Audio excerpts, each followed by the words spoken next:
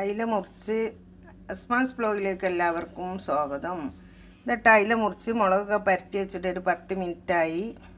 പിന്നെ അതാ ഞാൻ തേങ്ങ നല്ലോണം വറുത്ത് നല്ല അസലായിട്ട് പൊരിഞ്ഞിരിക്കണം കേട്ടോ. അതാ നല്ലോണം പൊടിയായി വരുന്നുണ്ട്, നല്ലോണം വറുത്തിട്ടുണ്ട്.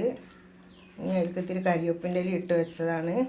ഇതിലേക്ക് ഇതൊക്കെയാണ് മുളകും പൊടി, മല്ലിപ്പൊടി, മഞ്ഞൾപ്പൊടി, ഒരു നുള്ള് പെരുംജീരകത്തിൻ്റെ പൊടി, നല്ല ജീരകത്തിൻ്റെ പൊടി ഇട്ടിട്ടുണ്ട്. ഇത്തിരി ഉപ്പ് ഇട്ടാൽ അതും കൂടെ കൂട്ടി നമുക്ക് ഇതൊക്കെ ഇട്ടുകൊണ്ട് വറക്കണം.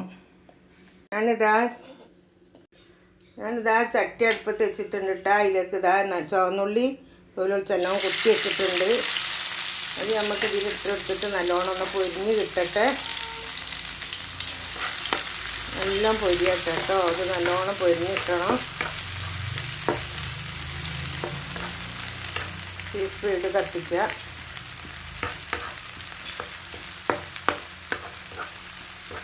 നല്ലോണം പൊരിയട്ടെ.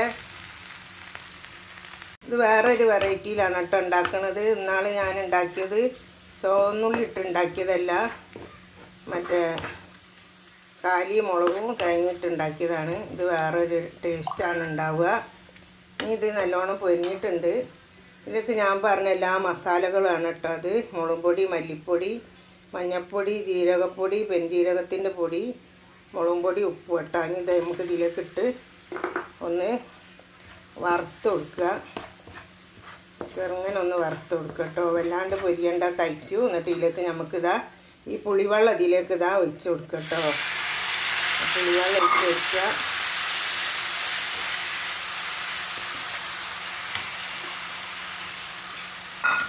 പുളിവെള്ളം നല്ലോണം ഒഴിച്ച് കൊടുക്കുക.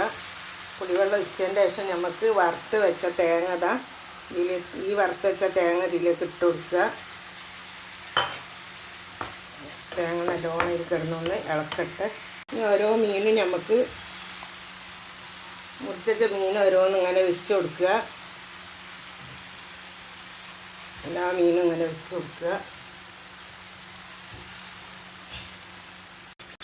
നമുക്കിതാ അങ്ങനെ ഓരോ മീനും ഇങ്ങനെ അങ്ങനെ മറിച്ച് കൊടുക്കുക.